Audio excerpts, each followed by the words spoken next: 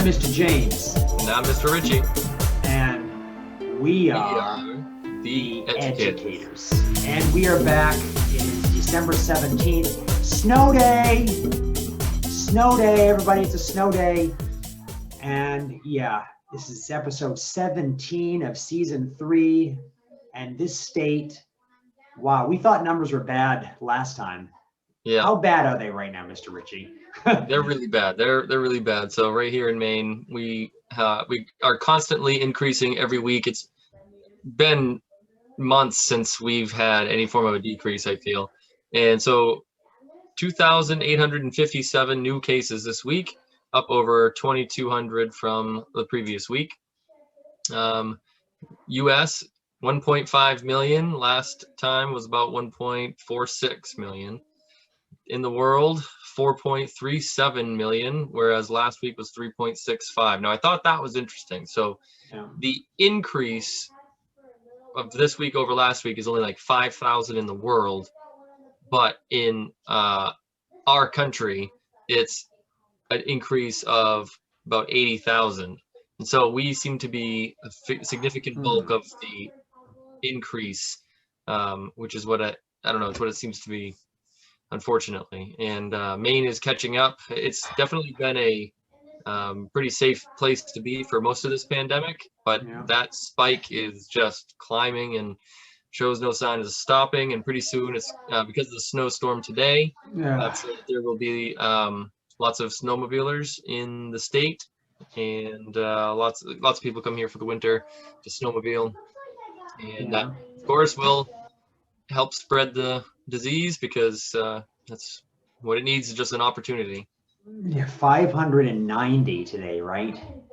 Yeah, and that's not even included in those numbers. That's from today, 590, and it's like, I mean, it was, we had a 400 last week, and we're like, whoa, 400, and 590, and 2 days this week of over 500. So I mean, it's still climbing. I mean, I feel like in a couple of weeks it's going to be up over 1,000 if we keep increasing this way. So we're going to have to change something. We're still getting news of schools closing, or part of schools closing, and it's and then they close. They said they'll be back after this point in whatever the protocol is, 2 weeks or whatever. And I don't know. I feel like you close, you go off for 2 weeks, you come back a little bit more weary, like, okay, I don't want to be out again.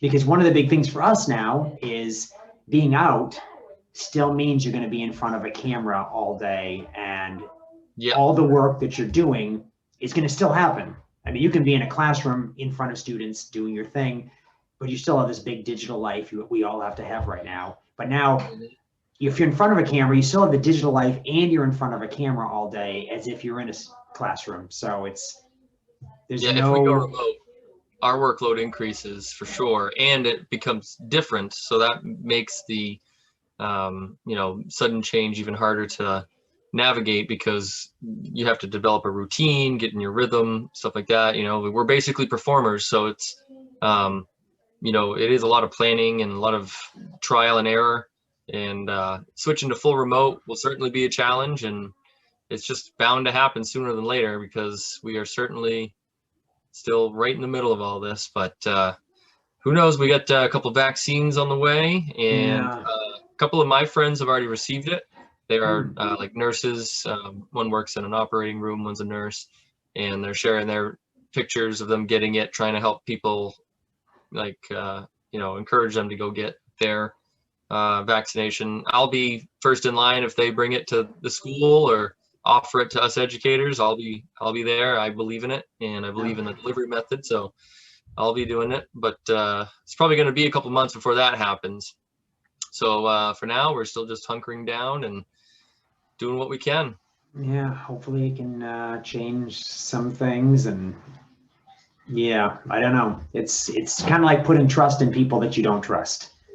Absolutely. That's all I think it is we're putting trust in those that don't want to wear masks or don't want to do, follow the protocols. And we're working in a school that is very, very safe, and it's the protocols we go through, opening our windows when it's freezing cold out. I mean, tomorrow is going to be crazy cold. It's cold out right now. It's going to be 6 degrees tonight. It's been a snow day. We're going to talk more about that in a little while, but it's we're still going to do that tomorrow when we're back at school, and no one has that same, protocol. No one follows that same diligence that we do, and we're trying to put trust in those that don't really care, because that pretty much probably is the majority of the state. We just wonder who's on the right side of what's happening. I mean, the numbers aren't absolutely crazy like some other states are going through, but at the same time, there's always mistrust and in what someone else is doing. You don't know what, you look at how you're living your life, and then you see maybe that person's not doing so well with that. And there's also telltale signs, especially seeing someone who's just randomly not wearing a mask, or with the way they talk about something, and you go, oh, okay, that's great. I knew somebody who just lost a plumber because the plumber says, I don't wear masks. And they go, well, you were my plumber for like 15 years, but you're no longer my plumber. Like, I didn't know you had that issue with wearing a protective gear in my house. Yeah. I know so in January, I have a friend that has a heating business to service my boiler and my heater. And I'm not sure where he rides. I've heard some of his opinions, and I'm like, wow, like I really, really hope that I don't have to have that awkward conversation about a mask. Like they know, anybody that knows me knows that I rely on science. So I'd hope that somebody thinks about that before they come over to my house. And, a lot of my friends do, and, but him, like, I really hope that he considers the, the place, and I don't have to have a situation like that person with the plumber, because it's a pretty big deal. And I think that right now it's the people that aren't willing to do simple things like put on a mask or stop hanging out with their friends. I think that they're dragging us through this a lot longer than needs to be. And it's really unfortunate, because it really comes down to a fundamental belief or trust in science. And I think that's one of the things that we like to do here, is help increase everyone's, any of the listeners' scientific knowledge. And I think that brings us into our next segment here with Science in the News. That's a great segue. Mr. Ritchie is the crafter of segues. Science in the News. All right, Science in the News. So, a couple cool things. First one, though, Mr. Ritchie's got something to tell us about a certain sample we received. Yeah, so just yesterday, there was a sample return from the moon. It was a Chinese mission to the moon. I think that we call it Chang'e 5, and they've had a few attempts. They've put rovers on the moon, and now they've accomplished this, which is such an incredibly difficult task. They, one, you have to launch the vehicle towards the moon, then a part detaches, lands on the moon. A part of that then returns to the part that's in orbit around the moon, almost just like the Apollo missions from 50 years ago, but in robot smaller form. And it scooped up soil before it took off. When it reattached to the orbital vehicle, it transferred the material to the orbital vehicle into a return capsule that then came back to Earth and landed in, I think it landed in Australia, I think that one landed in Mongolia. And so they just scooped up some rocks from the moon and brought it back. That's a pretty big deal for robotics and science in general. The more material of the moon that we have here, the more we know about it.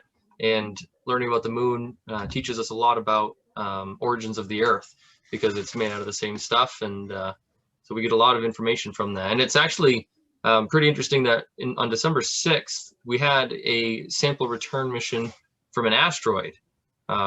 So there was a craft that went all the way to an asteroid. It scooped up these incredible looking, like charcoal black rocks. that have been out there for billions of years, untouched, like absolutely pristine, from the origins of the solar system, brought it back, and they just recovered those samples as well. So it's been a pretty good month, for actually been a really good year for space flight in general, Yeah. and for both robotic and manned, which that's at least there's been something for me to look forward to, month by month here in Yeah. crazy year. Most I figured people they're at home on computers, or they're working on computers in sequestered rooms, and perfect time to work on these launches and stuff like that, and just have things can be set up like that. And I think that's perfect time for that, and perfect for people, for us to pursue this and not let anything slow us down, including like a pandemic. I mean, we're gonna keep moving this stuff. And back to the pandemic, unfortunately, with this next news item, a mink in Utah is the first known case of the coronavirus in a wild animal.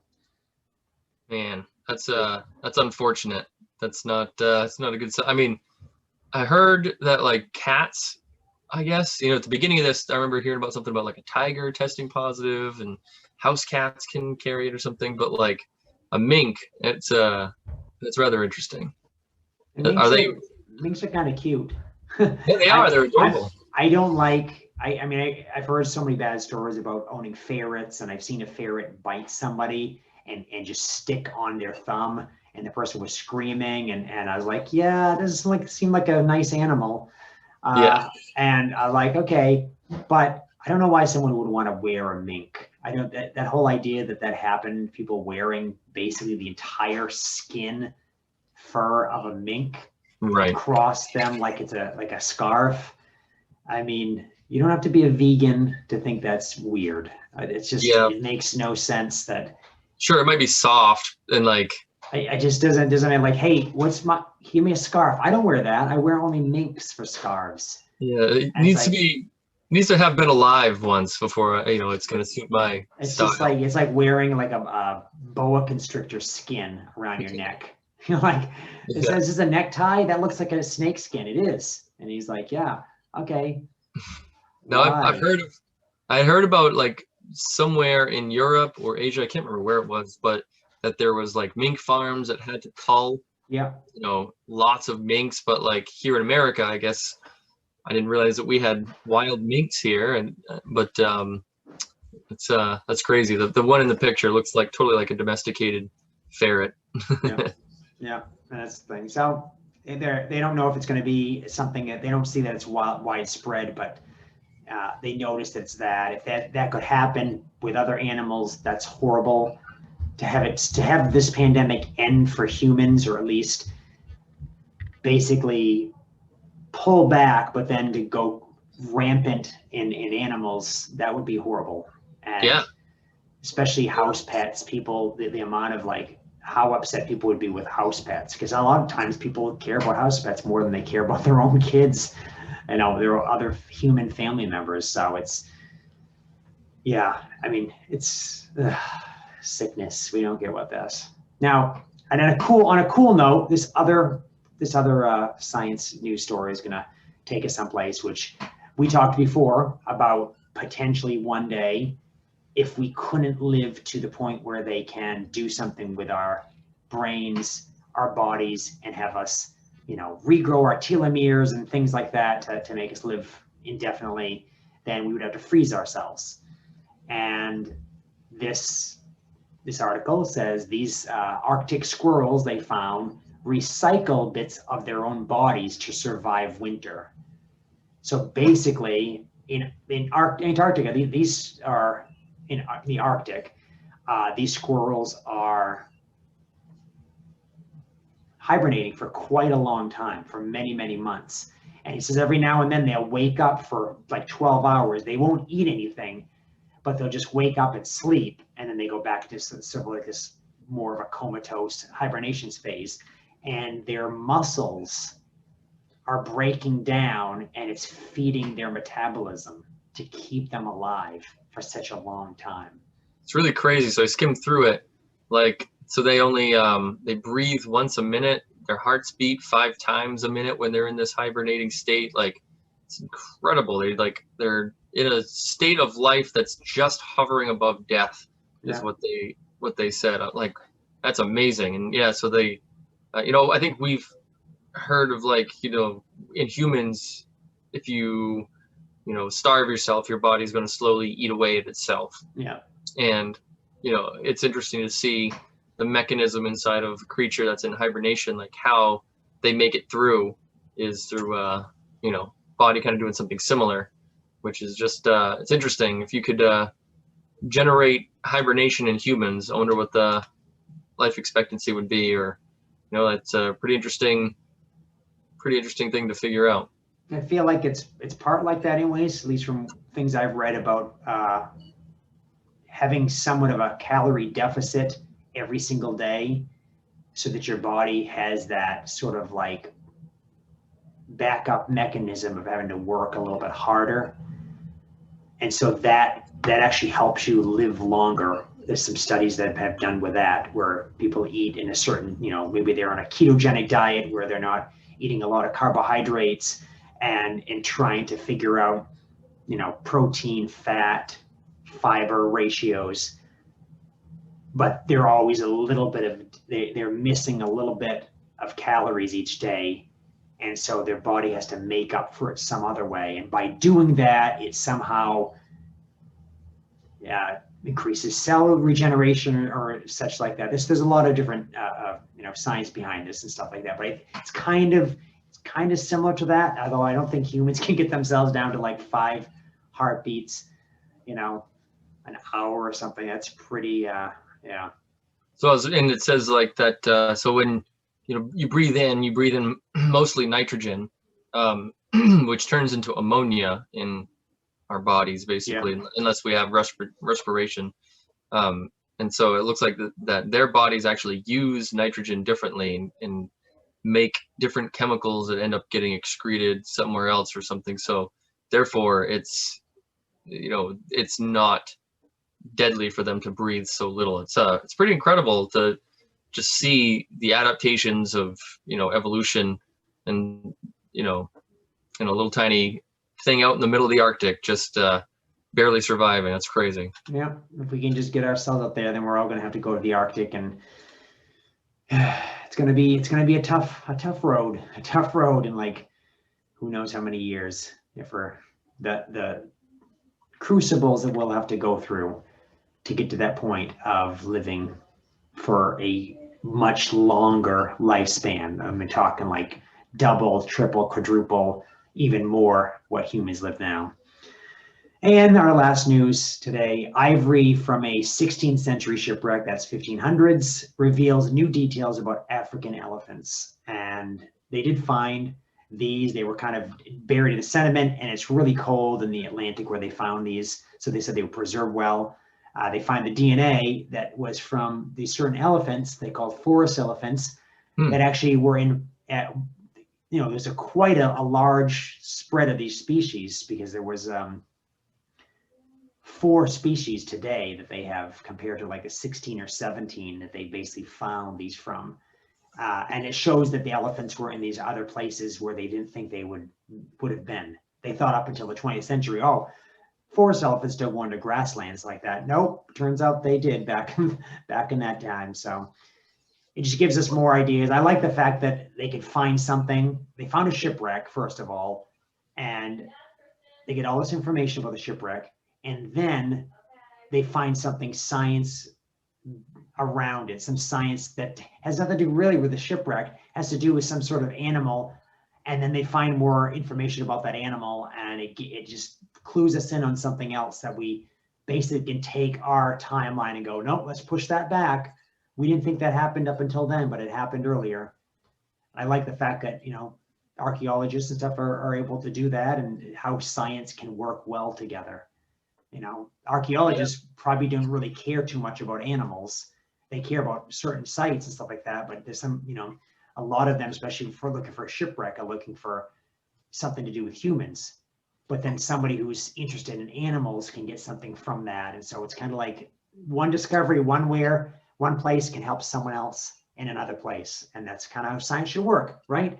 That's why I'm shaking my hand like I'm yeah, I'm meeting myself the first time, or I'm just doing business, right? We're Yeah. doing business together.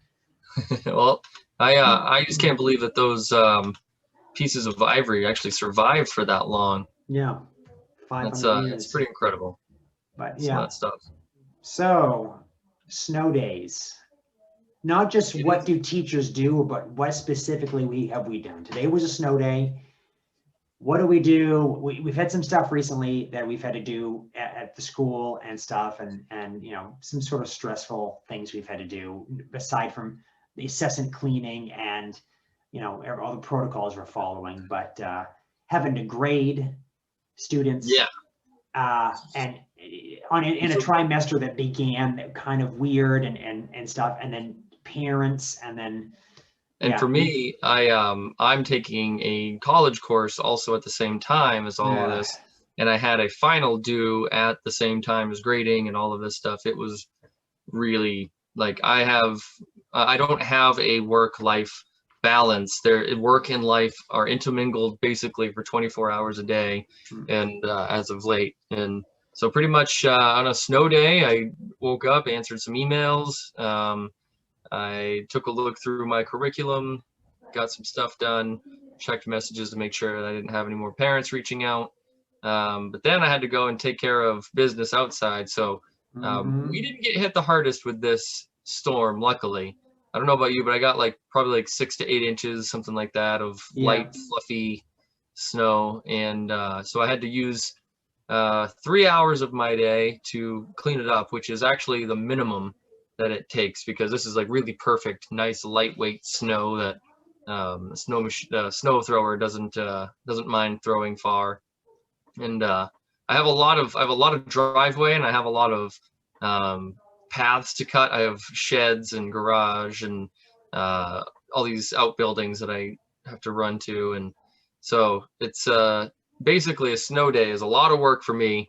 I feel like I just worked out. Oh, rake the roof. I do all kinds of stuff, but I had to come back in and for the snow day I wanted to celebrate. I've got oh yeah, I got my tacky shirt, my sweater on, celebrating. Figured I'd show that for any of the viewers out there. yeah, not so tacky. We were all about space, all about that sort of thing. I spent the day, I mean, I shoveled for, I think, about an hour. I did buy a pretty neat shovel that's like an ergonomic thing that's more of like a scoop with a place to put your foot so you can kick the snow. It's nice, and it worked really well. I don't have a very long, big driveway at all, and not a lot of paths or anything that I have to shovel. And it worked. I like the fact that the snow was light. I mean, it's freezing out, so the snow couldn't freeze. I did get a chance to use some gloves that I was Oh able to yeah, write a review on, and they're heated gloves with batteries in them, and they did work. And I did shut them off at one point, and I put them on, and I was like, "Whoa, those are cold!" And I was like, "Wow, why would anyone wear them without turning them on?" I'm like, they should just automatically always be on. I don't know how that's long the awesome. battery's gonna last, but it worked really well with that. I made a few videos. Of course, I woke up at 6 a.m., did my normal routine workout. I can wake up a half hour later on the days when I don't actually have to be in school, but the mornings are just always going to be a workout. They've been like that for 6 months. They're going to be like that 6 months from now, 6 months from that, 6 months from that. It's what I do every single day. So, but I made videos for a few students that possibly want to look into playing instruments like the violin. I made guitar videos the other day for lessons that they might want to just piecemeal things if they want to take something. Oh, here, I made this. You can watch that video. That's great. And looking, cleaning some stuff up around here and preparing for tomorrow, which is going to be, unfortunately, because we missed today, we're going to see a cohort B, but we're only going to see them for one day. So anything we Yeah, might have prepared, way our schedule works, it's like we have 2 days on, and then the students have 2 days off, and we give them digital work to do. But the 2 days on sometimes are prepping for the 2 days off. And those yeah, 2 days, we try to like space things out so it can be like, hey, you're back. Now I can finish up our conversation or our lesson on whatever. And when we only have one day with one of them, it's either pick or choose. I tried many times to try to put both things together, and disastrous. I mean, as far as like, you feel like you're just skipping over things so fast, and you're like, wow, I just really want to get this information out. Yeah. You can't. And so it's just, yeah. I know you're really being heavy with materials, so that's the biggest problem you have to do is this Materials. And that shifted from, so last trimester was engineering, which definitely was material heavy. Yeah.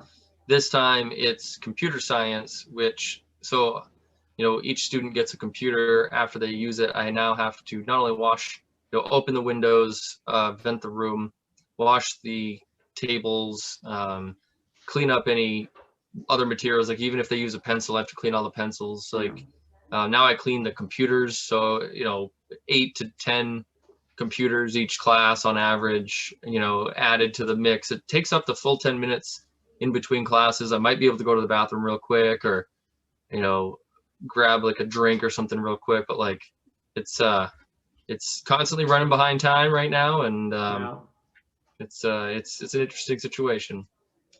It does sound like,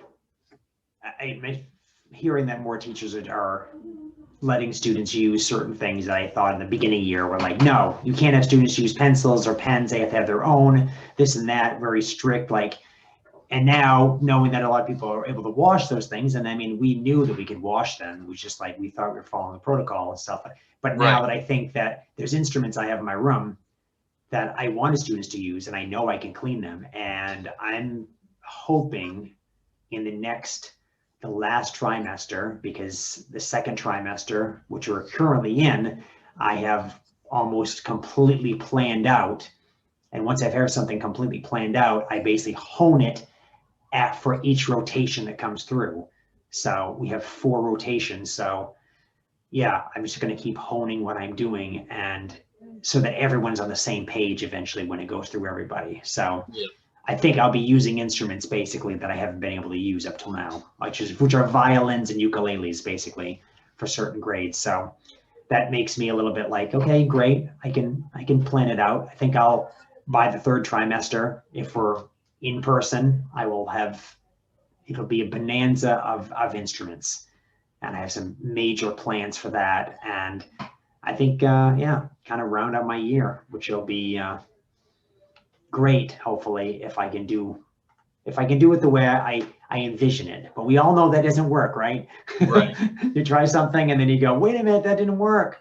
And then you go, scratch that. Like, I got a good question for you. And this is, and our listeners might want to know, who knows. Next week, we see cohort A 2 days, and then we're off for the winter break. Yeah. Are you going to start anything major on those 2 days, knowing that you're not going to see cohort B? No, I can't really. I have to just find some filler for those 2 days, because I was going to finish it up with cohort A, having 2 days in person to learn how to design a 3D object with a computer program, and then give them the next 2 days of homework to improve upon their design. And if they met a set minimum of standards, even print their object for them and deliver it to them or whatever.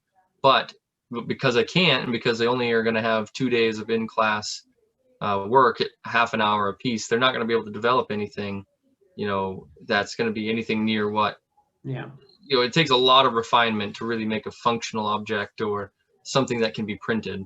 And so, no, I can't. I can teach them the basics and that's it. And for cohort B, I can't even give them a 3D printing really assignment, with any expectations at all. Just basically build an object, with no hope of printing it out. It's just, it's really unfortunate. And grading is certainly difficult to do with these breaks, because it's like, all right, which cohort had how many assignments versus, and it's like, I think about grading last time, I didn't factor that in at all. And I'm like, oh, wow, I should, I really got to factor that in, like all these breaks and things. And so it's difficult to remember 2 months later what cohort had, what holiday break or snow day or something. And so that's just one of the many things, one of the extra challenges that we get, because we don't have 30 classes this year. We have 60. Yeah. Or, it's what it feels like, because the cohort A and B, feels like we have like 60 classes. So it's I've kept like a sheets ready with all the students' names and for the cohorts and stuff like that, and marking when they do certain things and stuff like that. And I did that really first trimester for most all the classes. The last rotation, I sort of said, well, I'm going to try something different with that, because everybody's online. So, we've got Google Classroom, Seesaw giving us constantly reminders of what we graded and who did what. So I was like, I can use that for that sort of thing. But I think I might be going back to my original thing to figure out who does what. The problem is we can't be going after anybody as far as if they're doing the right amount of stuff, like if they're doing things. And so what that is me thinking of, and it moves to our next sort of like little subject with that, is parents. Mm-hmm. And yeah. Parents this year have even more important role in their child's education than before. Yeah. And they've had a huge role before, but now the burden is heavy. Yeah. And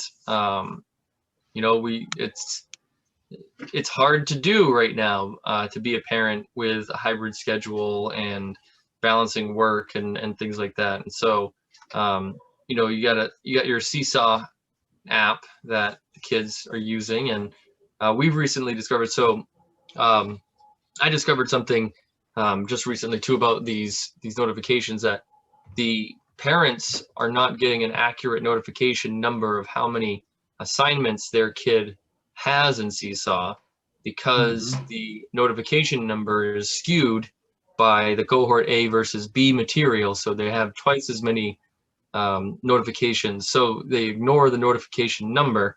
And when they ignore that number, they end up ignoring the button underneath it, which is where they get to our UA class. Yeah. And so as they see that number rise, they don't think, all right, that may be a STEM activity. So in my conversations with parents, it seems to be what the issue is. And the fact that our classes only show up for the 3 weeks that we have them in front of us. And so it's a really difficult rotation for the parents to kind of stay on top of. Every 3 weeks they change to a new UA.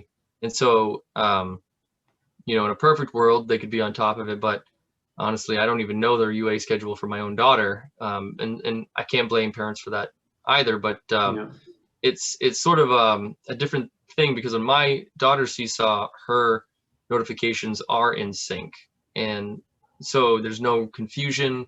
It's really helpful, versus having a bunch of notifications that aren't for us. It's really difficult to navigate that way. So they also just recently switched to, especially the little kids, K through 2, have iPads now, whereas they didn't before. And so parents that were able to ignore these paper assignments that we would send out but not expect coming back suddenly switched over to iPads. And for one of these classes, I was the last UA on the rotation, so I was the only UA to use Seesaw as part of my grading.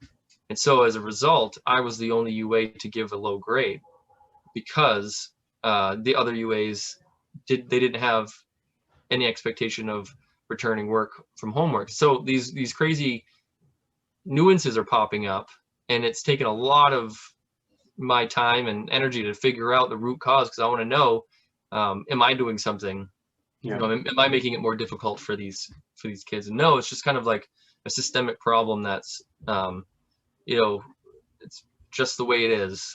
We have a really good library staff, and they make videos to push them out, and every time it does that, it raises the notification number as well. So like they're getting buried in all these notifications, and it's just a lot of stuff, a lot of changes for your average parent to take at once. And my wife and I are in a good situation. She works from home. I'm a teacher, and it's still difficult for our daughter. And our daughter misses 3 out of 5 days of live synchronous instruction, and is only able to attend 2 days synchronously.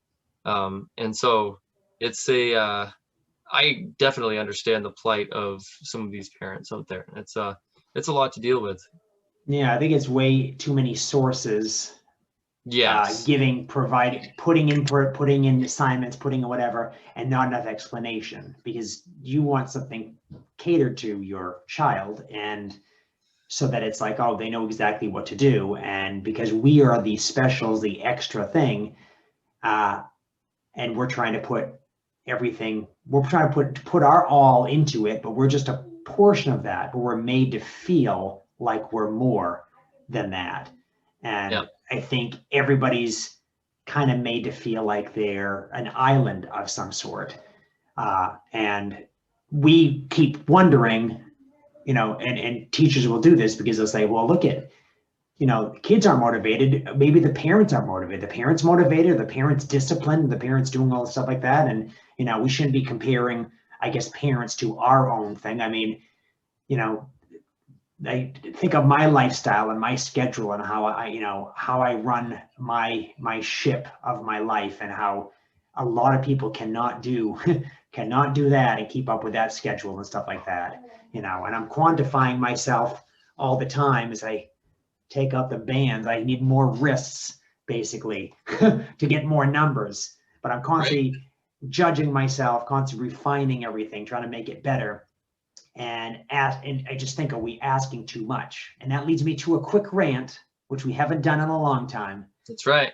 Oh, I've got a rant. So yeah, so this is just a rant on parents, and no, it's not a rant that's going to be saying anything bad about parents and stuff like that. We hear too much about that already. I think what's happening is the administration, and we're not saying our specific administration, I think the entire system that's been built to run in this COVID pandemic, classroom, basically, is making every teacher into an island that has to act as if we are the one-stop shop for all students. And when you put, and teachers are really good at doing that. Teachers are really good at saying, this is a classroom, welcome to my class. I'm going to rock your world. This is going to be amazing. Here, this is going to blow your mind. I've got all this information. Let me bring you into my world of whatever I'm teaching. And when you tell every teacher to do that, students are pulled in every different direction. And there's no continuity between different subjects. It's like, here's a dozen different subjects, and every one of them is going to be amazing. And it's just so much like, oh, I go here, I go there, I complete this, I complete that. I got to switch things on and off.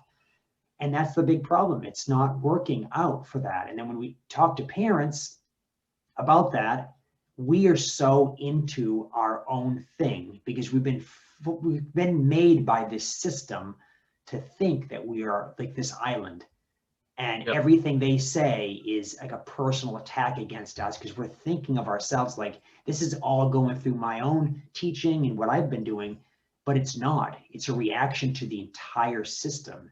We're one part, yet we're made to think we're the entire thing. That's the biggest problem, is that they see we're made to think like we need to create the entire island ourselves, and yet we are part of this community, and the students are part of this community, and we need to give information to them and assignments to them in something that seems more coherent and something that works together rather than 100 different subjects, because it seems like that. I've seen my son have so many notifications popping up and having to do so many different things and waiting for something to be returned because he has to do it again. And I just feel like, wow, I can't imagine on top of that, the UA stuff that he has to do. And he's not into my class. I don't even teach his grade. So I feel bad that it's just the way things are like that. And I feel that's what it's turned into. We've been turned into these digital hybrid teachers that are just like gung-ho about everything. And we probably need to like relax and take a giant step back and realize that we're giving students this year, I think, double the information. They're getting more of us, but maybe they need to get a little bit less of us. It's hard to get a big concentration of a UA and then not see them for a very long time and then come back. But they remember. When they come back, they do remember. But it's just that high, that concentration is just so much that it's throwing them. It's very true. Like it's definitely like we like our craft. We like what we do it well. But like you have these students that are awesome at what they do, and they like when they like our class and they look forward to it, they're like, man, I can't wait. I'm like, oh, I keep them in mind when I'm making my plans, because I'm like, I need to make this awesome for these kids that are actually engaged too. Yeah. So it's like it is this balance of not trying to overwork yourself, but also be as impactful as possible.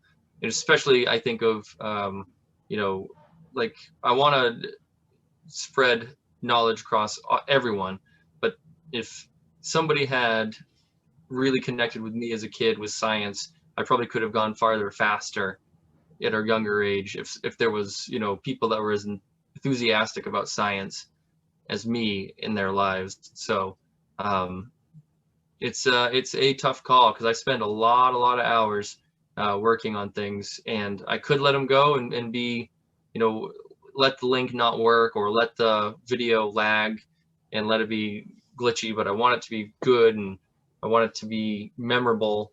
And so it's a tough balance right now, but I think for those that really need, those that really want it, we're giving them an amazing experience. For those that don't want it or can't manage it, we're just adding to the pile of work they have to do, and it's hurting them. But it's also progress. I mean, we have to move forward. It's like the person that says no. I remember when they were installing it one time years ago, and they said these new meters that go in your house for electricity are going to have Wi-Fi, and and the person goes, no, I don't want that. You could opt out, because everyone thought Wi-Fi is going to hurt your brain cells or whatever like that.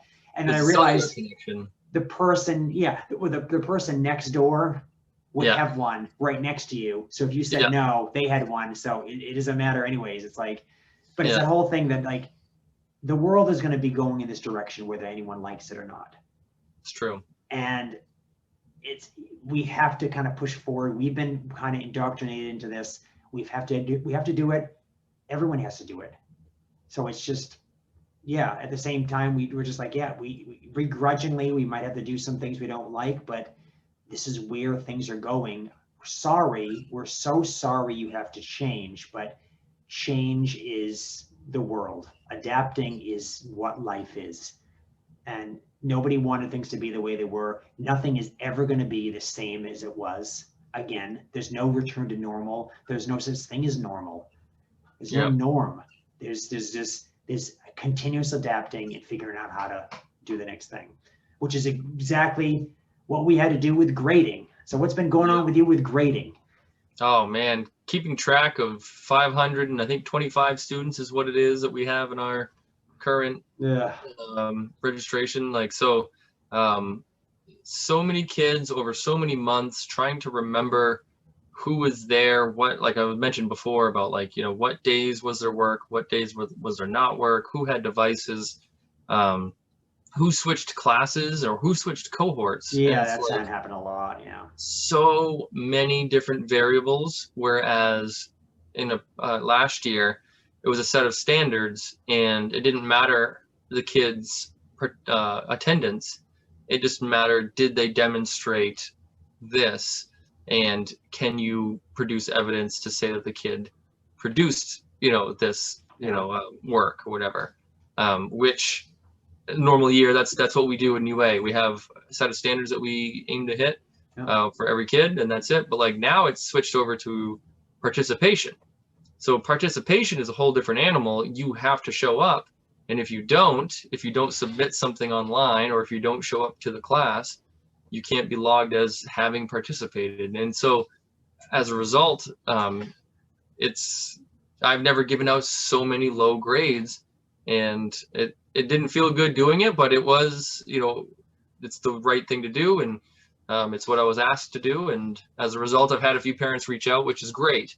I like that parents are concerned Yeah. enough to reach out. And so far they've been pretty respectful, a little bit of disagreement in one situation, but after a while they understood the error, and basically going forward they have to mow through all those notifications to find my class, and that's it's part of the issue. I Just getting think lost in the noise. Yeah, and I also think, like, thinking about us grading, I have some students that I see for cohorts A and B, and they go to both, and you're like, wait a minute, can I grade you in this one? Maybe, you didn't put a lot of effort into when you came to my class again, and then of course I have to repeat information that please be quiet and don't tell the other students of this certain surprise that I'm going to do. Of course, I'm going to reword it a different way.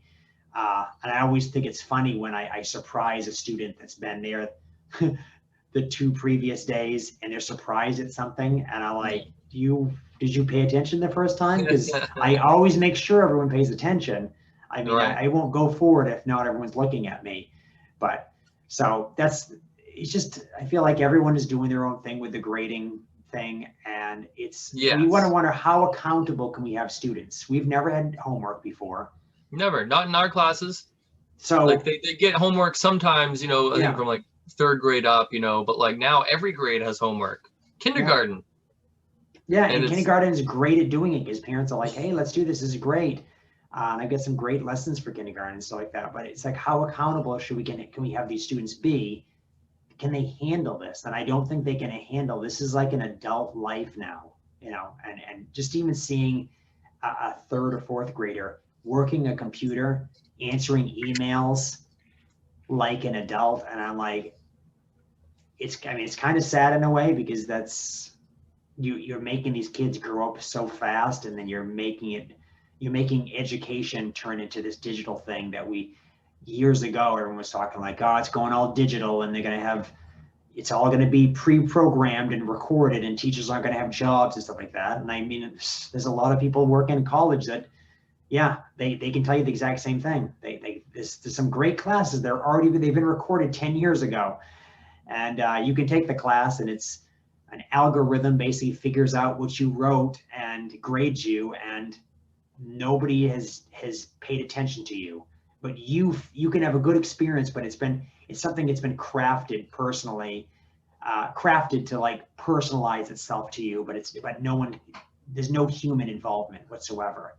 And I'm hoping it doesn't be turning into that, because those educational companies that make the software that we use are definitely looking into that, and they're taking the data from what we're doing to make better products, so that eventually we might not have a job. If we think about it, I found more than enough stuff that can teach music online. That's like, oh wow, okay.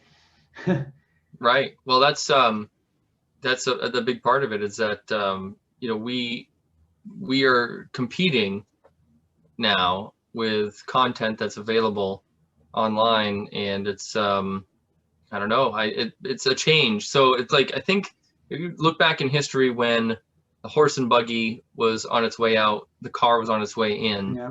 2 camps of people, this is the trend. Do we accept it and move on? And those who accepted it moved on with it, profited from it, and gained from it.